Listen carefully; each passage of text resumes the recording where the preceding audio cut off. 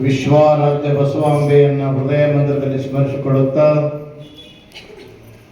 ಸುಕ್ಷೇತ್ರ ಚಿತಾಪುರದಲ್ಲಿ ನಡೀತಕ್ಕಂಥ ಬ್ರಹ್ಮಕುಮಾರಿ ಮಾತಾಜಿಯವರ ಆಶ್ರಮದಲ್ಲಿ ನಡೀತಕ್ಕಂಥ ಶಿವರಾತ್ರಿ ಮಹೋತ್ಸವದ ಈ ಸಮಾರಂಭದಲ್ಲಿ ಪಾಲ್ಗೊಂಡಿರ್ತಕ್ಕಂಥ ಈ ಕಾರ್ಯಕ್ರಮದ ಉದ್ಘಾಟಕರಿಗೆ ಆಗಮಿಸಿರ್ತಕ್ಕಂಥ ಮಾನ್ಯ ಶ್ರೀ ನಾಗಯ್ಯ ಸ್ವಾಮಿ ಹಿರೇಮಠ್ ದಂಡಾಧಿಕಾರಿಗಳವರೇ ಮತ್ತು ಈ ಕಾರ್ಯಕ್ರಮದಲ್ಲಿ ಅಧ್ಯಕ್ಷತೆಯನ್ನು ವಹಿಸಿರ್ತಕ್ಕಂಥ ಮಾನ್ಯ ಶ್ರೀ ನಾಗರಾಜ್ ಮಂಗಲಿಗೆಯವರೇ, ಈ ವಿಶೇಷವಾದಂಥ ಈ ಕಾರ್ಯಕ್ರಮದಲ್ಲಿ ಆಗಮಿಸಿರ್ತಕ್ಕಂಥ ಶ್ರೀಧರ್ ಬಿರೇದರ್ ಅವರೇ, ಮಾನ್ಯ ಶ್ರೀ ಬ್ಲಾಕ್ ಕಾಂಗ್ರೆಸ್ ಅಧ್ಯಕ್ಷರಾಗಿರ್ತಕ್ಕಂಥ ಭೀಮಣ್ಣ ಸಾಲಿ ಅಣ್ಣ ಅವರೇ, ರೇವಣ ಸಿದ್ದಪ್ಪ ರೋಣ ಅವರೇ, ಈ ಕಾರ್ಯಕ್ರಮದ ಕೇಂದ್ರ ಬಿಂದುಗಳಾಗಿರ್ತಕ್ಕಂಥ ಬ್ರಹ್ಮಕುಮಾರಿ ವಿದ್ಯಾ ಮಾತಾಜಿಯವರೇ, ಈ ಒಂದು ಕಾರ್ಯಕ್ರಮದಲ್ಲಿ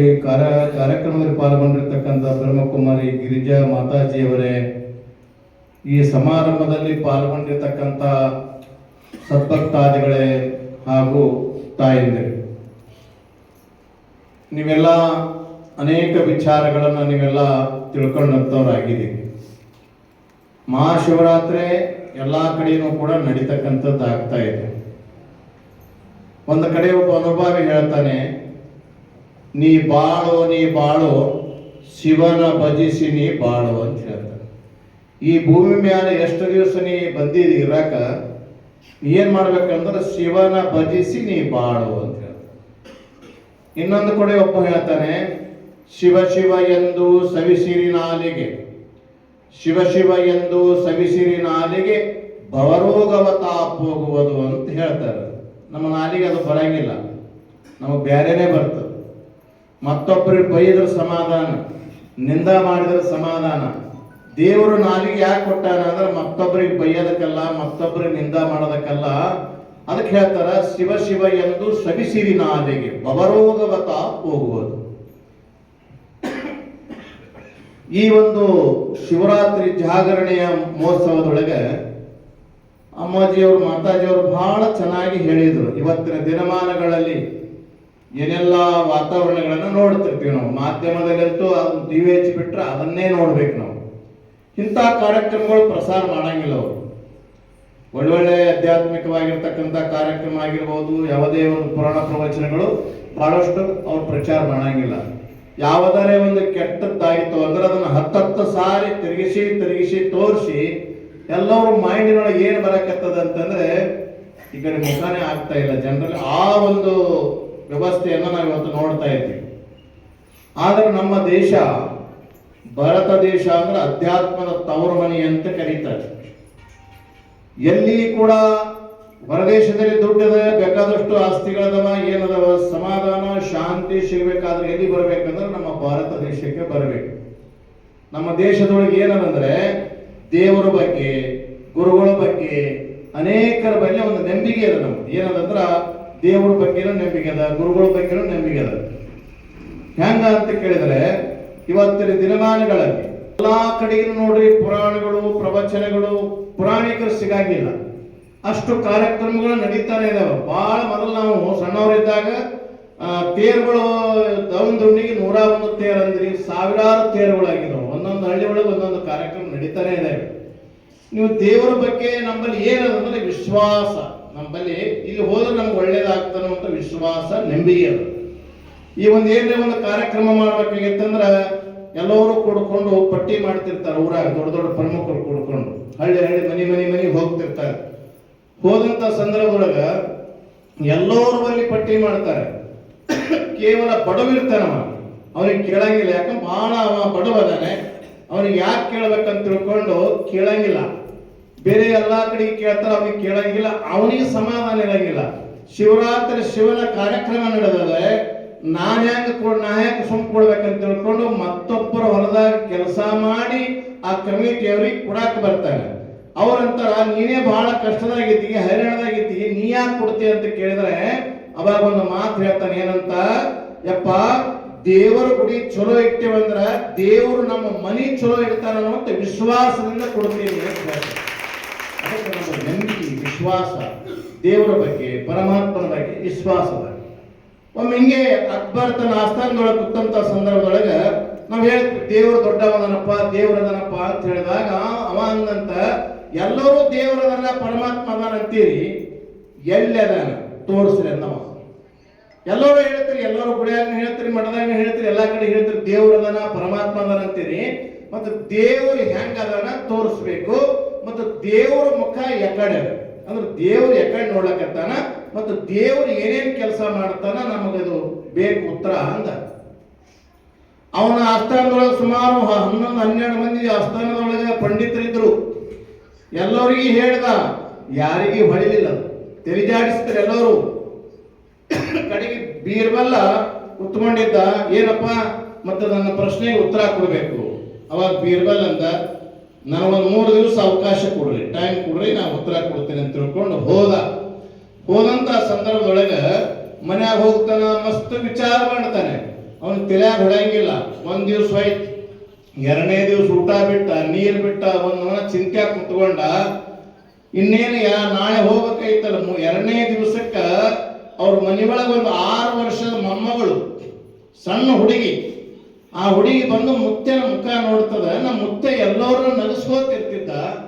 ಯಾಕೋ ಇಷ್ಟೊಂದು ಡಲ್ ಆಗಿದ್ದಾನೆ, ಒಬ್ರು ಕೂಡ ಮಾತಾಡ್ತಾ ಇಲ್ಲ, ಸರಿಯಾಗಿ ಊಟ ಮಾಡ್ತಾ ಇಲ್ಲ, ಏನಾಗಿರ್ಬೇಕಂತ ತಿಳ್ಕೊಂಡು ಹೋಗಿ ಮುತ್ತೆನ ಕೇಳ್ತ, ಮುತ್ತೆ ನೀ 2 ದಿವಸ ಆಯ್ತು ಸರಿಯಾಗಿ ನಿದ್ದೆ ಮಾಡ್ತಾ ಇಲ್ಲ, ಸರಿಯಾಗಿ ಊಟ ಮಾಡ್ತಾ ಇಲ್ಲ, ಏನಾಗ್ಯದ ನಿನಗ ಅಂತಂದಾಗ ಆ ಹುಡುಗಿ ಹೇಳ್ತಾನ, ಏನೂ ಇಲ್ಲವ ರಾಜ, ಇನ್ನು ಪ್ರಶ್ನೆಗಳು ಹಾಕ್ಯಾನ. ಏನು ಪ್ರಶ್ನೆ? ದೇವ್ರದನ ಅಂತ ಹೇಳ್ತೀವಿ, ದೇವ್ರು ಹೆಂಗದನ ತೋರ್ಸಂದ. ಮತ್ತು ಪರಮಾತ್ಮನ ಮುಖ ಎಕಡೆ ಅದ ಅಂದ್ರೆ ದೇವ್ರು ಎಕಡೆ ನೋಡ್ಲಕತ್ತಾನ ಮತ್ತು ದೇವ್ರು ಏನೇನು ಕೆಲಸ ಮಾಡ್ತಾನೆ ಮೂರಕ್ಕ ಉತ್ತರ ಬೇಕಂದಾನ. ಅದಕ್ಕೆ ಚಿಂತೆಗೊಳಗಾಗಿ ನಾನು ನಿದ್ದೆ ಬರಲಾಗ್ಯದ ಅಂದಾಗ ಆ ಹುಡುಗಂತಂತ, ಇದೇನು ಬಹಳ ದೊಡ್ಡ ಸುದ್ದಿ ಏನು, ಇದ್ಯಾವತ್ತು ನೀ ಚಿಂತೆ ಮಾಡ್ತಿ, ಕರ್ಕೊಂಡು ನಡಿ, ನಾನೇ ಉತ್ತರ ಕೊಡ್ತೀನಿ ಅಂತ ಹುಡುಗಿ. ಅವಾಗ ಅವಂತ ಏನದವ ನನಗೆ ಹೇಳು ಅಂತಂದಾಗ, ನಾ ಹೇಳಂಗಿಲ್ಲ, ನೀ ಹೇಳಿ ನೀ ಬಹುಮಾನ ಪಡಿಬೇಕಂತೇನು, ನಾನು ಕರ್ಕೊಂಡು ನಡಿ, ನಾನೇ ಉತ್ತರ ಕೊಡ್ತೀನಿ ಅಂತ ತಿಳ್ಕೊಂಡು ಹೇಳಿದಾಗ ಕರ್ಕೊಂಡು ಬರ್ತಾರೆ. ಬಂದಂತ ಸಂದರ್ಭದೊಳಗೆ ಎಲ್ಲಾ ಕಡೆಗೆ ಜನ ಸಾಗರ ಕೂತು ಬಿಟ್ಟಿರ್ತದೆ. ರಾಜ ಸಿಂಹಾಸನ ಮೇಲೆ ಕುತ್ಕೊಂಡಿರ್ತಾನೆ. ಬೀರ್ಬಲ್ ಬಂದ ತಕ್ಷಣನೇ, ಏನಪ್ಪಾ ಬೀರ್ಬಲ್ಲ, ನನ್ನ ಪ್ರಶ್ನೆಗೆ ಉತ್ತರ ತಂದೇನೋ ಅಂತ ಕೇಳ್ತಾನೆ. ಇಂಥವೆಲ್ಲ ಸಣ್ಣ ಸಣ್ಣ ಉತ್ತರ ನಾ ಹೇಳ್ಬೇಕನ್ರಿ, ಮತ್ತೆ ಯಾರು ಹೇಳ್ತಾರೆ? ನನ್ನ ಮೊಮ್ಮಗಳು ಹೇಳ್ತಾಳೆ. ನಾವು ರಾಜ ದಿಕ್ಕ ತಪ್ಪಿತಾನೆ. 9 ಮಂದಿ ಪಂಡಿತರು ಹಳ್ಳ್ಯಾರ ತಲೆ ಹಚ್ಚಾರ, ಏನಿರ್ಬೋದು ಅಂತ ತಿಳ್ಕೊಂಡು ನೋಡಿದಾಗ ಆ ಹುಡುಗಿ ಹೆಂಗ್ ಕೂತದ, ಆ ಹುಡುಗಿ ಕುಂತಿತ್ತು. ಆ ಹುಡುಗಿಗೆ ಅಂತ, ಏನವ ನನ್ನ ಪ್ರಶ್ನೆಗೆ ಉತ್ತರ ಕೊಡ್ತೇನೆ. ಹಾ ಮಹಾರಾಜ ಉತ್ತರ ಕೊಡ್ತೀನಿ, ಮತ್ತೆ ಹೇಳು ಮತ್ತ. ಅವಾಗ ಆ ಹುಡುಗಂತೂ, ನಂದೊಂದು ಪ್ರಶ್ನೆ ಅದ. ಏನು ಪ್ರಶ್ನೆ ನಿಂದು? ಹೇಳೋರಿಗೆ ಏನಂತಾರ, ಕೇಳೋರಿಗೆ ಏನಂತಾರ ಅಂತ ಪ್ರಶ್ನೆ ಆಗಿ ಹುಡುಗಿ. ಹೇಳೋರಿಗೆ ಏನಂತಾರ, ಕೇಳೋರಿಗೆ ಏನಂತಾರ ಅಂತ ಕೇಳಿದಾಗ ರಾಜ ಅಂದ, ಹೇಳೋರಿಗೆ ಗುರುಗಳು ಅಂತಾರ, ಕೇಳೋರಿಗೆ ಶಿಷ್ಯರಂತಾರ. ಮತ್ತ ಹೇಳಕ್ಕಿಗೆ ತೆಳಗ್ ಕುಡಿಸಿದಿ, ಕೇಳವ ನೀ ಮ್ಯಾಲ ಕುಂತಿದಿ, ಇದು ನ್ಯಾಯನ ಮಹಾರಾಜ ಅಂದ್ರು. ಆಗ್ಲವಾ ಈ ಪ್ರಶ್ನೆ ಉತ್ತರ ಕೊಡತನ ನಾನು ನಿನ್ ಜಾಗದಾಗ ಕೊಡ್ತೀನಿ, ನೀ ನನ್ನ ಜಾಗ ಕೊಡ್ಸಂತ ತಿಳ್ಕೊಂಡು ಆ ಹುಡುಗಿ ಬಂದು ಸಿಂಹಾಸನ ಮೇಲೆ ಕುಂತಂತ ರಾಜ ಸಾಮಾನ್ಯರ ಕುಂತಂಗ ಕುತ್ಕೊಂಡಂತ.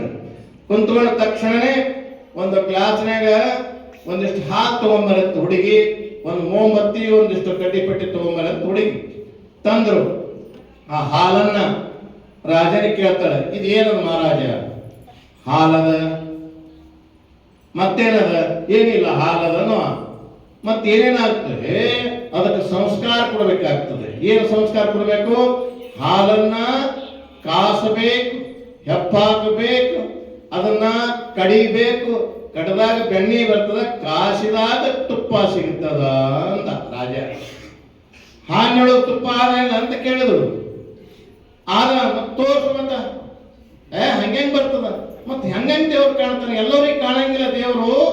ಯಾರು ಸಂಸ್ಕಾರ ಹೊಂದಿರ್ತಾರೆ, ಯಾರು ತಪಸ್ಸುಗಳಿರ್ತಾರೆ, ಅದಕ್ಕೆ ಯಾವಾಗ ಸಂಸ್ಕಾರ ಕೊಟ್ಟಾಗ ಅಂಥವರಿಗೆ ಪರಮಾತ್ಮ ಕಾಣ್ತಾನೆ, ಎಲ್ಲರಿಗೂ ಕಾಣಂಗಿಲ್ಲ.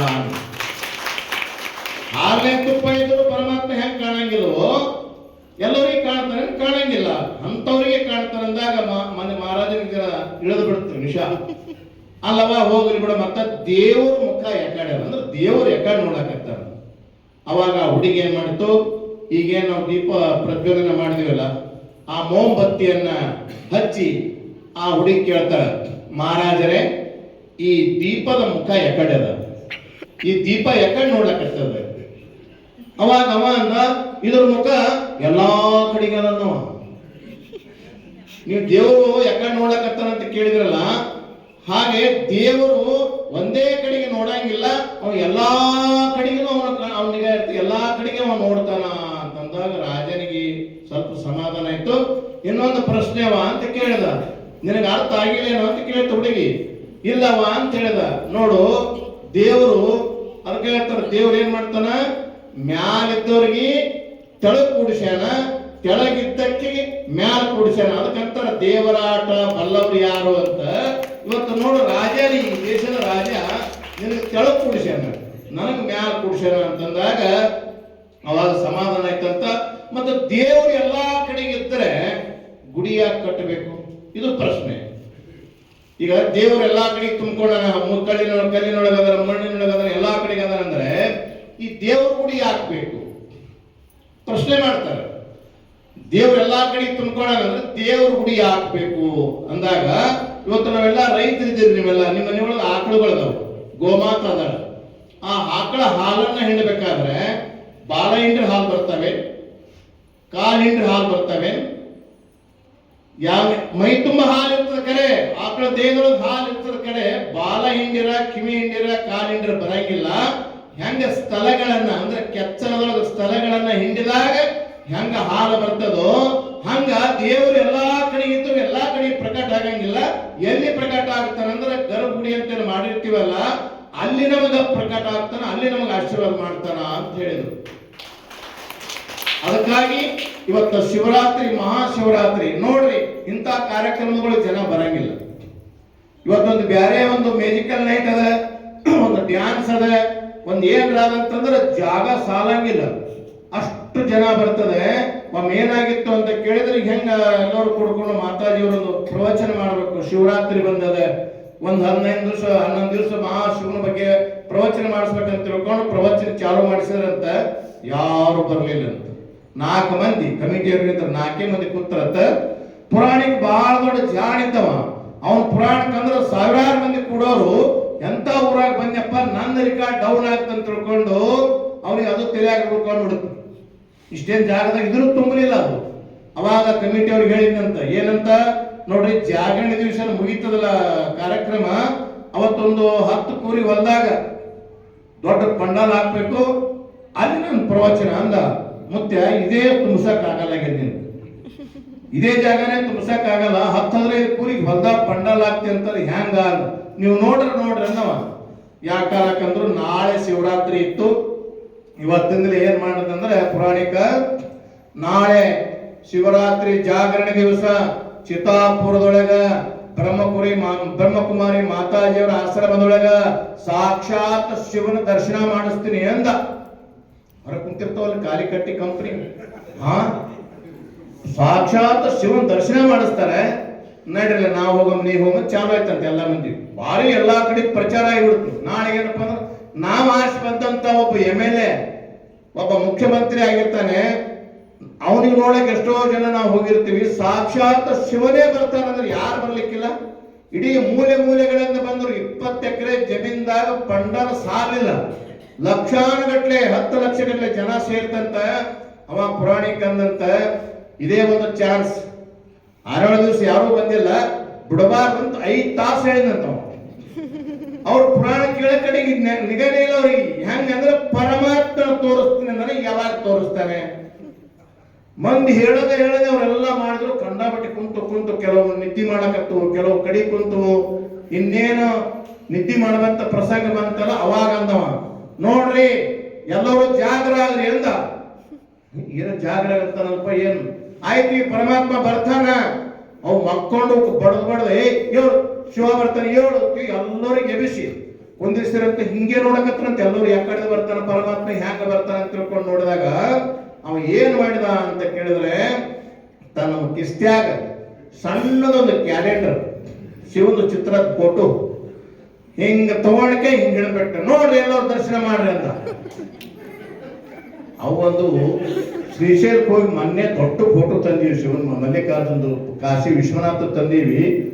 ಇಟ್ಟು ಸಣ್ಣ ಕ್ಯಾಲೆಂಡರ್ ಅಲ್ಲಲ್ಲ ಧೈರ್ಯ ಇಲ್ಲ. ಅದು ಯಾರ ಫೋಟೋ ಅದ? ಶಿವನ ಚಿತ್ರನೇ ಅದೇ. ಇನ್ನು ಅಲ್ಲಂತಿ ಎಲ್ಲಕ್ಕೆ ಬರಲ್ಲ. ಬಹಳ ಮಂದಿ ಏನಪ್ಪ 6 ತಾಸು ಕುಂತೇವು, ನಮ್ಮ ಮನ್ಯಾಗ ಇದ್ರಕ ದೊಡ್ಡ ದೊಡ್ಡ ಫೋಟೋಗಳವ, ಒಂದು ಸಣ್ಣ ಕ್ಯಾಲೆಂಡರ್ ಹಿಡಿದು ನಮ್ಗೆಲ್ಲಾ ಇಷ್ಟು ಮಂದಿಗೆ ಹೈರಾಣ ಮಾಡಿದ ಅಂತ ತಿಳ್ಕೊಂಡು ಹಿಂಗ ಅನಾರದಾಗೆ ಮತ್ತೆ ನಂದು ಗೊತ್ತಾರವ ನೋಡ್ರಿ ಪರಮಾತ್ಮ ಮಾಯ ಆಗ್ತಾನ ಅಂದ್ರ ಇಲ್ಲಿ ಸಿಗಿಬಿಡ್ತಾನಂದ್ರು. ಹಿಂಗ್ ಹಿಡ್ದಾಗ ಮಾಯ ಹೆಂಗಾಗಬೇಕು? ಮಾಯ ಆಗ್ತಾನಂತಂದ್ರೆ ಹೆಂಗ ಆಗ್ತಾನ ನಮಗ್ ಮತ್ತೆ ಜಾಗ್ರತೆ ಕುಂತ್ಕೊಂಡ್ರು.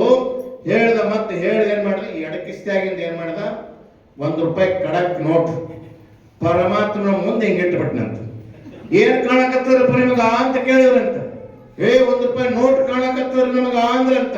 ಅವಾಗ ಪೌರಾಣಿಕಂದಂತ, ಖಾಲಿ ₹1 ನೋಟ್ ಅಡ್ಡ ಬಂದದಕ್ಕೆ ನೀವು ಪರಮಾತ್ಮ ಕಾಣಂಗಿಲ್ಲ, ಬಾಳ ನೋಟಿನ ಗಡಬಡದಾಗಿದ್ದೀರಿ, ನಿಮಗೆ ಹೆಂಗ ಪರಮಾತ್ಮ ಕಾಣ್ತಾನೆ, ಹುಚ್ಚುಗಳ ಹೋಗ್ರಿ ಮನೆಗೆ ಅಂತ. ₹1 ನೋಟ್ ಅಡ್ಡ ಬಂದ್ರೆ ಶಿವನ ಪತ್ರನ ಕಾಣಿಲ್ಲ ನಿಮಗೆ, ಬಾಳ ನೋಟಿನ ಗಡಬಡದಾಗಿದ್ದೀವಿ ನಾವೆಲ್ಲ. ಹಾಗಾಗಿ ಇವತ್ತಿನ ಈ ಬ್ರಹ್ಮಕುಮಾರಿ ಆಶ್ರಮದೊಳಗೆ ಒಳ್ಳೆ ಆಧ್ಯಾತ್ಮಿಕವಾಗಿರ್ತಕ್ಕಂಥ ವಿಚಾರವನ್ನ ಮಾತಾಜಿಯವರು ಕೊಡ್ತಾ ಇದ್ದಾರೆ. ಅನೇಕರು ಕೂಡ ಹೇಳ್ಕೊಂಡು ಬರ್ತಾರೆ. ಏನಂತ ಕೇಳಿದರೆ, ಹಮ್ಮಿಲೆ ದಿನಬಾಳ ಸುಮ್ಮನೆ ಕಳೆದೇನಿ. ಹೆಂಗ ಬಂದಪ್ಪ ನೀನು? ಹಮ್ಮಿಲಿಂದ ದಿಮ್ಮಿನಿಂದ. ಅದಕ್ಕೆ ಹೇಳ್ತಾರೆ, ಹಮ್ಮಿಲೆ ದಿನಬಾಳ ಸುಮ್ಮನೆ ಕಳೆದೇನಿ, ಒಮ್ಮರೆಯ ಸುಜನರೋಳು ಕೂಡಲಿಲ್ಲ, ಭಜನೆ ಮಾಡಲಿಲ್ಲ. ಇಂಥ ಸತ್ಸಂಗದಲ್ಲಿ ಬಂದಿಲ್ಲ. ಅದಕ್ಕೆ ಹೇಳ್ತಾರೆ ಅವರು, ಒಮ್ಮರೆ ಇಂಥ ಕಾರ್ಯಕ್ರಮದಾಗ ಕುಂತು ಕೇಳಬೇಕು, ಒಳ್ಳೆ ಒಳ್ಳೆ ವಿಚಾರಗಳನ್ನ ಕೇಳಬೇಕು. ಅವ ಏನ್ ಮಾಡಿದ? ಹಮ್ಮಿಲೆ ದಿನಬಾಳ ಸುಮ್ಮನೆ ಕಳೆದೇನಿ, ಒಮ್ಮರೆ ಸುಜನರೋಳು ಕೂಡಲಿಲ್ಲ. ಅಂದ್ರೆ ಒಳ್ಳೆಯವರು ಕೂಡ ಕೂಡಲಿಲ್ಲ, ಒಳ್ಳೆ ಚಿಂತನ ಮಾಡಲಿಲ್ಲ, ಶಿವನ ಚಿಂತನ ಮಾಡಲಿಲ್ಲ. ಏನ್ ಮಾಡಿದ್ರಿ ನೀನು? ಕುಜನರೋಳು ಕೂಡಿ. ಕುಜನರಂದ್ರೆ ಕೆಟ್ಟ ಮಂದಿ ಸಹವಾಸ ಮಾಡಿ, ಕೆಟ್ಟದ್ದೇ ಮಾತಾಡಿ, ಮತ್ತೊಬ್ಬರಿಗೆ ನಿಂದ ಮಾಡಿ, ಮತ್ತೊಬ್ಬರಿಗೆ ಹಿಂಸೆ ಕೊಟ್ಟು, ಕಡಿವರಿಗೆ ಏನಾಯ್ತು? ನಿಜ ಯಾವುದೆಂಬುದು ತಿಳಿಯಲಿಲ್ಲ. ಹಂಗೆ ಸ್ವಲ್ಪ ಹೋಗ್ಬಿಟ್ಟು ಅದಕ್ಕೆ ಹೇಳ್ತಾರೆ, ನಿಜ ಯಾವುದೆಂಬುದು ತಿಳಿಯಲಿಲ್ಲ ಅಂತ ಒಂದು ಕಡೆ ಹೇಳಿದರೆ, ಅದೇ ಮಾತನ್ನ ಸಪ್ಪಣ್ಣಾರ್ಯ ಶಿವಯೋಗಿಗಳು ಹೇಳ್ತಾರೆ. ಅದಕ್ಕೆ ಹೇಳ್ತಾರೆ, ಅಧಿಕ ಸ್ನೇಹ ಅಂದ್ರೆ ಮೂರ್ಖರು ಕೂಡ ಅಧಿಕ ಸ್ನೇಹಕ್ಕಿಂತ ಜಗಳವೇ ಲೇಸು ಅಂತ ಹೇಳ್ತಾರೆ. ಅಂದ್ರೇನು? ಅಧಿಕ ಸ್ನೇಹ ಎಂದು ಮಾಡಬಾರ್ದಂತ. ಅಜ್ಞಾನಿಗಳ ಕೂಡ ಅಧಿಕ ಸ್ನೇಹಕ್ಕಿಂತ ಸುಜ್ಞಾನಿಗಳು ಕೂಡ ಜಗಳವೇ ಲೇಸು ಅಂತ ಹೇಳ್ತಾರೆ. ಅಜ್ಞಾನಿ ಮನುಷ್ಯನ ಕೂಡ ಅಧಿಕ ಸ್ನೇಹ ಬೇಡ ಅಂತ ಹೇಳ್ತಾರೆ. ಒಳ್ಳೆಯ ಸವಾಸ ನಾವೇನಪ್ಪ ಅಂದ್ರೆ ಅಧಿಕ ಕೆಟ್ಟ ವಿಚಾರ ಮಾಡೋದ್ರ ಮುಂದೆ ನಾವು ಏನಪ್ಪ ಅಂದ್ರೆ ಅವ್ನು ಸ್ನೇಹ ಮಾಡಿದವ ಅಂದ್ರೆ ಒಂದಿನ ನಾವು ಹೈರಾಣಕ್ಕೆ ಕೊಡ್ತೀವಿ.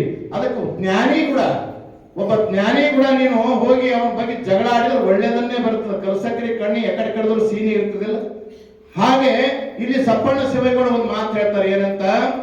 ಜ್ಞಾನ ಶೂನ್ಯರಿಗೆ ಆತ್ಮ ಬೋಧ ಇದು ಹಿತವುದೇ. ನೋಡಿ ಎಷ್ಟು ಚಂದ ಹೇಳಿದವ ಅನುಭವ. ಜ್ಞಾನ ಶೂನ್ಯನಿಗೆ ಆತ್ಮ ಬೋಧ ಇದು ಹಿತವುದೇ, ಹೀನ ಲೌಕಿಕ ವಿಷಯಗಳಿಗೆ ಮೋಹಿಸುವ ಮಲವ ಭಕ್ಷಿಪ ಹಂದಿ ಮೃಷ್ಟಾನ್ನ ಕೆಳಿಸುವುದೇ. ಜ್ಞಾನನೇ ಶೂನ್ಯ ಇತ್ತು ಅಂದ್ರೆ ಇಂಥ ಒಳ್ಳೆಯ ವಿಚಾರಗಳು, ಒಳ್ಳೆ ತತ್ವಗಳು ಅವನಿಗೆ ಹಿಡಿಸಂಗಿಲ್ಲ. ಅದಕ್ಕೆ ಹೇಳ್ತಾರೆ, ಜ್ಞಾನನೇ ಶೂನ್ಯ ಇದ್ದ ಮನುಷ್ಯನಿಗೆ ತತ್ವಜ್ಞಾನ, ಪರಮಾತ್ಮ ನಾಮಸ್ಮರಣೆ ಹಿಡಿಸಂಗಿಲ್ಲ.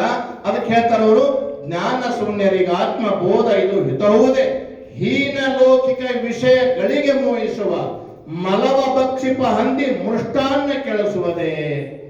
ನೋಡ್ರಿ, ಹಂದಿಗೆ ನಾವು ಬಾಂದಿಟ್ಟು ಮೊಸರು ಇಟ್ಟರದ ಬರ್ತದೆ, ಅದು ಎಲ್ಲಿಗೆ ಹೋಗ್ಬೇಕು? ಅಲ್ಲಿಗೆ ಹೋಗ್ತಾ. ಆ ರೀತಿ ಒಳಗೆ ಜನರು ಏನಪ್ಪಾ ಅಂದ್ರೆ ಕೆಟ್ಟದ ಕಡೆಗೆ ಹೋಗ್ತಾರೆ, ಒಳ್ಳೆಯದ ಕಡೆಗೆ ಹೋಗಂಗಿಲ್ಲ ಅನ್ನುವಂತ ಮಾತನ್ನ ಅನುಭಾವಿಗಳು ಹೇಳ್ಕೊಂಡು ಬಂದಿದ್ದಾರೆ. ಇವತ್ತು ನಾನು ಕೂಡ ಈ ಕಾರ್ಯಕ್ರಮಕ್ಕೆ 6 ಗಂಟೆಗೆ ನಾನು ಕರೆಕ್ಟ್ ರೈಟ್ ಟೈಮ್ ಬಂದಿದ್ದೇನೆ. ಮಾತಾಜಿಯವ್ರಿಗೆ ಫೋನ್ ಹಚ್ಚಿದೆ, ಫೋನ್ ರಿಸೀವ್ ಆಗಲಿ, ಏನೋ ಗಡಬಡದಾಗಿದ್ರೇನೋ. ನಾವಿಲ್ಲಿ ದಿಗ್ಗಾವದೊಳಗೆ ಹೋಗಿ ಬರಬೇಕಾಗಿತ್ತು, ಸ್ವಲ್ಪ ಲೇಟ್ ಆಯ್ತು. ಆದ್ರೆ ಇವತ್ತು ನಮ್ಮದು ಬೇರೆ ನಮ್ಮ ಯಾವ ನಿರ್ಲಕೋಡದೊಳಗ ವಿಶ್ವಾರಾಧ್ಯರ ಪುರಾಣ, ನಮ್ಮ ಮುತ್ತೇವ್ರ ಪುರಾಣ ಪ್ರಾರಂಭದ. ಅದಕ್ಕೆ ಅವ್ರು ಅಂದ್ರು, ಅಪ್ಪವ್ರ ನೀವು 8 ತನ ಬರ್ರಿ ಅಂದ್ರು. ಇಲ್ಲೇ 8:30 ಆಯ್ತು. ಅದಕ್ಕೆ ನಾವು ಬರತನ ಅಲ್ಲಿ ಜನ ಕೊಡುವುದರಿಂದ ನಾವೇನಪ್ಪ ಅರ್ಜೆಂಟ್ ಆಗಿ ಹೋಗ್ಬೇಕಾಗ್ತದೆ.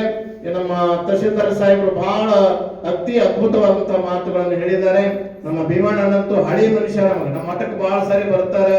2-3 ಸಾರಿ ಹೇಳಿ ನೀವು ಅಧ್ಯಕ್ಷರಾಗಿರಿ, ಬರ್ರಿ ಸನ್ಮಾನ ಇಟ್ಕೊಂಡಿವಿ ಅಂತಂದ್ರೆ ಅವ್ರಿಗೆ ಯಾಕೋ ಬರೋದೇ ಆಗಲಾಗ್ಯದ. ಆದ್ರೂ ಕೂಡ ಅವ್ರು ಯಾವಾಗ ಬರ್ತಾರ ಬರ್ಲಿ ಅನ್ನುವಂತ ಮಾತನ್ನ ಹೇಳ್ತಾ, ಇವತ್ತು ವೀರಶೈವ ಸಮಾಜದ ಅಧ್ಯಕ್ಷರಾಗಿರ್ತಕ್ಕಂಥ ನಮ್ಮ ನಾಗರಾಜ್ ಅವರು ಇವತ್ತು ಸಮಾಜದೊಳಗೆ ನೀವೆಲ್ಲ ಒಳ್ಳೆ ಹೆಂಗಿರ್ತೀರಿ, ಒಳ್ಳೆ ರೀತಿಯಿಂದ ಯಾವುದೇ ಇದ್ರೊಳಗ ಭೇದಗಳು ಮಾಡದೆ, ವೀರಶೈವ ಲಿಂಗಾಯತ್ ಎಲ್ಲ ಒಂದೇ, ಲಿಂಗಾಯತ್ ಬ್ಯಾರೆ ವೀರಶೈವ ಬ್ಯಾರೆ ಅನ್ನುವಂತ ಮಾತು ಬೇಡ, ಎಲ್ಲರೂ ನಾವು ಒಂದು ಅನ್ನುವಂತ ಮಾತನ್ನ ಎಲ್ಲರಿಗೂ ಕೂಡ ನೀವೆಲ್ಲ ಇದು ಮಾಡ್ಬೇಕನ್ನುವಂತ ಮಾತನ್ನ ಹೇಳ್ತಾ, ಮಾತಾಜಿಯವರು ಬಹಳ ವ್ಯವಸ್ಥಿತವಾಗಿ, ನಾವು ಸುಮಾರು 7-8 ವರ್ಷದಿಂದ ಬಂದಾಗ ಒಂದು ಬೇರೆ ಕಡೆಗೆ ಒಂದು ಸಣ್ಣ ಇದ್ರೊಳಗ ಕಿರಾಯಿ ರೂಮ್ನೊಳಗ ಒಂದು ಕಾರ್ಯಕ್ರಮ ಮಾಡಿದ್ದಾರೆ.